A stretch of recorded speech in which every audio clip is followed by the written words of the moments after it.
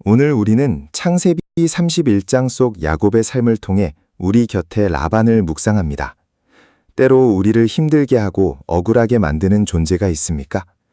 야곱에게 라반은 고난이었지만 한편으론 하나님의 약속이 성취되는 과정이었습니다. 이 시간 내 삶의 라반 너머에서 일하시는 하나님의 손길을 발견하며 그분이 주시는 참된 평안과 인도하심을 깊이 경험하시길 바랍니다. 야곱은 사랑하는 아내를 얻기 위해 라반의 곁에서 14년이라는 긴 세월을 오직 성실함과 땀방울로 버텨냈습니다. 그러나 모든 수고를 뒤로하고 마침내 고향으로 향하려는 그를 라반은 교묘한 계산과 속임수로 다시 붙잡아두려 합니다. 이러한 고단한 삶의 무게 속에서도 주님이 주시는 참된 평안과 인도하심이 있습니다. 라반은 야곱에게 전 박힌 양만을 품삯으로 주겠다는 터무니없는 제안을 건넵니다. 심지어 양떼를 사흘길이나 격리해 번식의 확률마저 철저히 차단해버렸죠. 인간의 계산으로는 도저히 불가능해 보이는 이 막막한 순간에도 주님은 보이지 않는 손길로 새로운 길을 예비하십니다.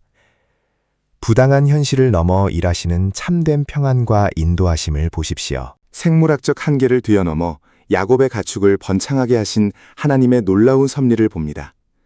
이는 단순한 과학이나 확률의 결과가 아닌 야곱의 삶에 친히 개입하신 하나님의 세밀한 인도하심이자 큰 은혜였습니다. 우리를 위해 일하시는 그분의 신실하신 손길을 끝까지 신뢰하십시오. 모든 상황 속에 역사하시는 하나님의 풍성한 은총을 누리며 그분과 동행하는 복된 삶이 되시기를 소망합니다. 하지만 우리가 복된 길을 걸을 때 때로는 주변의 왜곡된 시선이 우리를 흔들기도 합니다.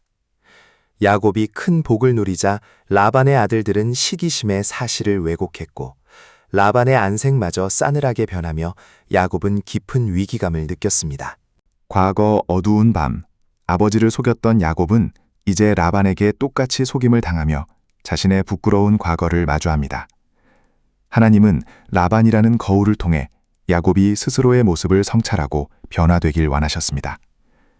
우리도 고난의 연단 속에서 자신을 돌아보며 하나님의 뜻을 발견하며 자신의 죄의 무게를 경험하게 하고 자신을 성찰하며 성속에 이르게 하려는 하나님의 섭리가 녹아져 있음을 볼 수 있기를 바랍니다. 함께 하시고 지키시며 인도하시겠다는 하나님의 세 가지 약속은 야곱의 험악한 세월 속에서도 흔들림 없이 성취되었습니다.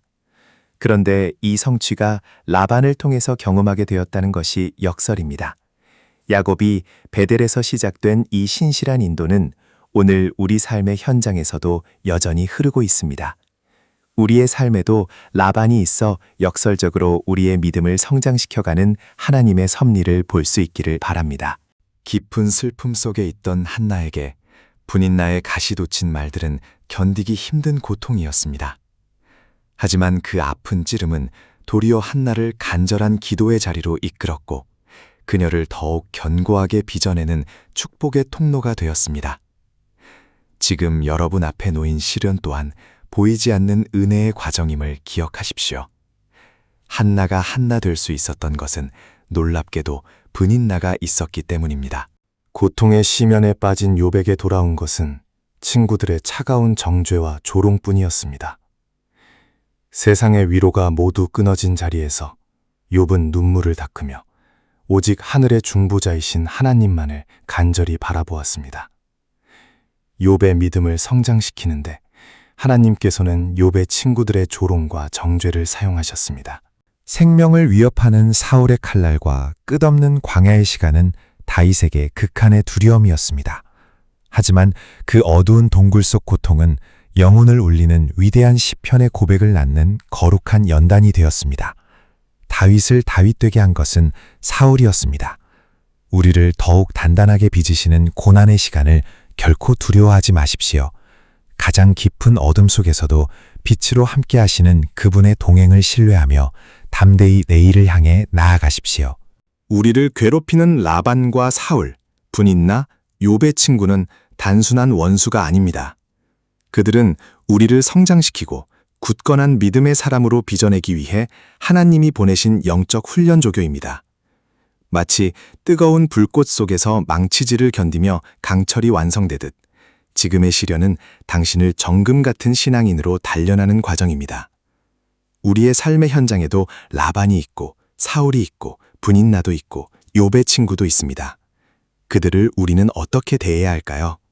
불평과 원망하면 이런 훈련 조교들은 떠나지 않습니다. 우리가 마주하는 고난은 우리를 정금처럼 빚으시는 하나님의 선한 연단입니다. 비록 지금은 시련의 무게가 무겁고 슬프게 느껴질지라도 그 끝에는 하나님의 거룩하심과 의로운 평강의 열매가 예비되어 있습니다. 고난 뒤에 숨겨진 축복의 목적을 바라보며 낙심하지 마십시오. 우리의 삶의 라반이나 사울이나 분인나나 욥의 친구들은 우리를 하나님의 사람으로 성장시키는 훈련 조교이니 그들을 내칠 존재가 아닙니다. 우리가 성장하기만 하면 훈련 조교들은 더 이상 필요치 않게 될 것입니다. 그러므로 우리는 훈련 조교를 세상의 방법으로 맞서기보다 찢겨진 마음을 그대로 안고 애통하며 주님 앞에 나아가야 합니다. 욥과 한나와 다윗이 그러했듯 억눌린 심정을 하나님께 남김없이 토해낼 때 진정한 회복과 위로가 시작됩니다. 그렇게 하나님 앞에 엎드려 애통할 때 어느 시점에 이르면 우리가 성장해 있음을 발견하게 될 것입니다. 그리고 훈련 조교들은 우리의 삶의 현장에서 떠나고 사라질 것입니다. 요동치는 환경과 거센 조롱 속에서도 우리의 영혼은 오직 하나님만을 향해야 합니다. 우리의 구원과 소망, 그리고 든든한 반석은 오직 그분에게서만 나오기 때문입니다. 지금 이 순간에도 우리 곁을 지키시는 하나님의 세밀한 손길을 신뢰하며 끝까지 견디면 어느 순간에 야곱처럼 행동해야 할 때를 분별하며 결단하는 때가 올 것입니다. 기도해야 할 때는 엎드려야 하고 결단하고 행동해야 할 때는 행동해야 합니다. 야곱은 지금 결단하고 행동하는 모습을 보여줍니다. 누구에게나 삶을 고통스럽게 만드는 라반과 같은 존재가 있습니다. 그 순간 우리는 원망에 빠지기 쉽지만 오히려 감사의 마음을 품어보십시오. 합력하여 선을 이루시는 하나님께서 시련의 과정을 통해 당신을 고귀한 명작으로 빚고 계시기 때문입니다.